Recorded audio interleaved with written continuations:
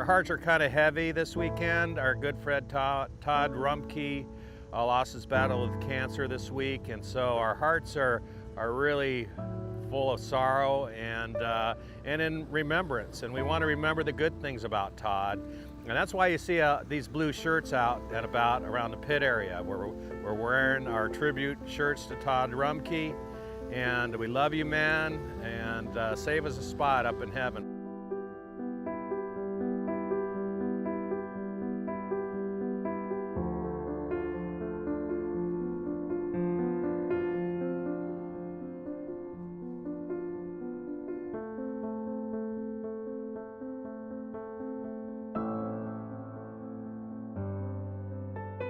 You know, what's cool about this event, you know, in remembrance of Todd Rumpke, Danny Pop, his best friend, has brought Todd's car here to LS Fest, and Danny's running Snoopy, which is on the shirt, this weekend. And you know, normally Danny doesn't need a reason to go beat everybody's brains in, but you know, he's on a mission this weekend to really to win this thing overall in the car in Snoopy. He's been unbeatable in that car when Danny used to own it. Todd bought it from Danny, and now Danny's back in the seat and putting the wood to everybody. Make sure that she can hear you in the car, ladies and gentlemen. Come on, scream it out.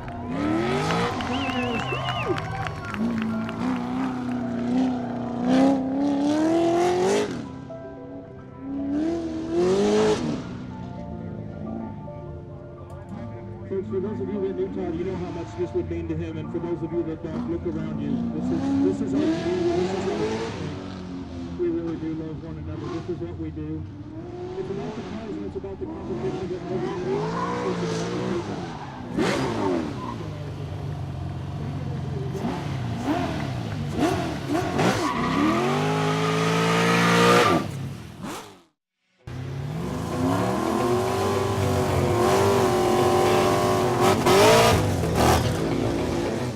We're at Beach Bend Raceway LS Fest.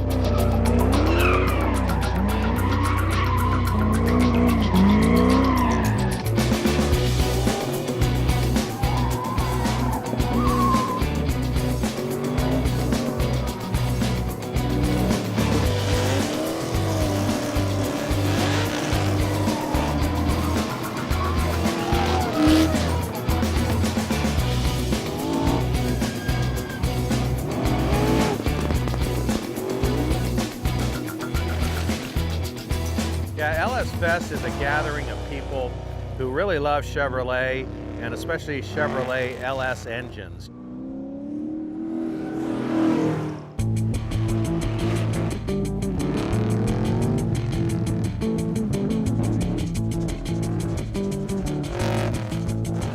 Everybody's been putting them in everything because they run so good, and if you're a hot rodder, that's the thing to do, is to do an LS swap. And that's what you're going to see here this weekend, is everything LS, from 57 Chevys all the way up. You know, you'll see all kinds of cool mod pro touring cars with LS motors in them. The thing about an LS motor is they're so powerful. The motor is very lightweight and it's very durable. You know, it just makes this sound that it just goes right through your body. It resonates right through your body. When you rev that thing up to 7 grand, 7,500, even 8,000 RPM, that motor just makes your heart pump.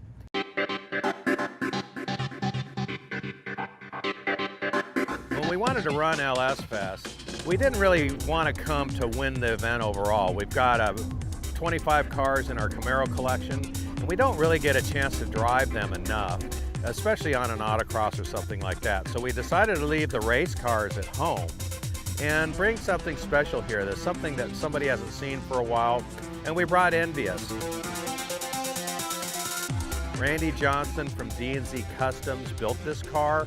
It's been at SEMA twice. It's been on the cover of I don't know how many Super Chevy magazines, Chevy Performers magazines, and it really is special. And I don't know how many people have come up to me this weekend and said, you know what? That's my most favorite car in the world. Thank you so much for bringing it out. So, hey, that makes me proud. This car is just awesome. It's fun to drive, it puts out a lot of power, and it's absolutely gorgeous. It's just nice. What really hooked me on this car, number one, I'm a sucker for split bumpers. I love second-gen Camaros with the RS option on it, the Rally Sport option, split bumper. It just, to me, is the most beautiful Camaro that they ever made. I love 69 Camaros, I've got a lot of them, and I love that body style. But a second-gen split bumper really grabs your heart. And then when you take it to the next level like Randy Johnson has, just look at this thing, it's absolutely stunning and gorgeous. You know, cars they really create emotion in people. And I guess it would be like some fancy house, you know. Some people would go, oh man, that is just so beautiful. But cars are more mainstream. Cars create emotion in people, especially when they're modded out and super tricked out beyond what people think that you could do with them. And when you look at Envious and the attention to detail that Randy Johnson paid to this car, the front splitter, the struts that hold it in place, the rear custom spoiler on the trunk with all the bracing there. Everything was thought out so carefully, and it's just beautiful. This PPG green paint, all the way to the cantilever front suspension that's a prototype from Heights. It's tricked, nobody else has got it. And that's why I love this car so much. When you look at it, you just go, wow, that is never gonna be repeated ever again. And that's what you want. You know, I was fortunate enough to be able to buy it, and it's in our collection, and you know what? It's never going away, ever. It's kind of difficult. I haven't driven a rear-wheel drive car since June, and that was our black Z28, 5th gen. So totally different animal. I'm driving a 2nd gen with no traction control, no ABS. I've never driven it in anger. I've never driven it hard. So I really didn't know what to expect. I didn't know how it was going to handle. We don't have the Super Trick setup either. We don't really have a good autocross tire on the car. It's just a real good street tire. So, you know, I'm not expecting a lot, but then again, you know, the competitor in me doesn't want to just lay down either. I want to lay it down out on the track and see how well we can do, how good we can push this car, because you know, the car is beautiful and it is tricked out. I want to show to people that this thing really is relevant and can run quick too. Some of the things that you have to get used to in a car is where are the pedals positioned? Can you heel and toe it when you downshift? And one of the things that I found out the hard way is it's got manual brakes, so it takes a real strong leg to slow the car down.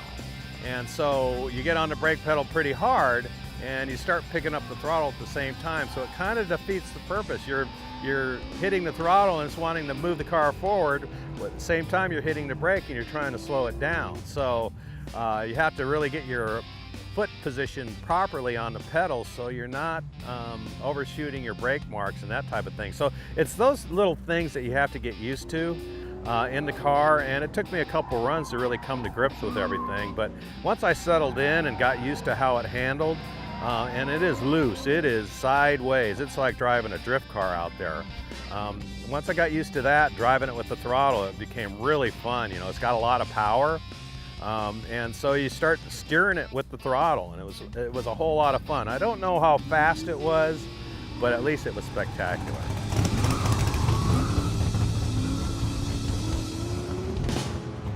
There's always motivation when you're coming to these events. You know, we're here to just have fun, but you know, we're all competitors too, and we're always trying to psych each other out. I'm not going to push it because I want to beat your ass at NOLA. I was afraid of that. I was afraid of that. That's like my goal, is to go beat you. To beat me. Everybody wants to beat me, and you know, Mike DeSold is here, and him and I are going tooth and nail in the GTL championship at the Optimus Search for the Ultimate Street Car. And he's here running. He's keeping the cobwebs off, and he's doing really well in the autocross with his 67 Camaro. The car's really fast, and he's going to be at NOLA next weekend. We're just keeping the rust off, and we keep egging each other on. I told Mike DeSold, I said, man, you know, you're not really doing yourself any good unless you're really pushing it to the limit. So make sure you run that car as hard as you possibly can. You're just hoping that I break my junk. Break your junk, get you out of the way, don't have to worry about you. Then I just have to worry about Brian Johnson.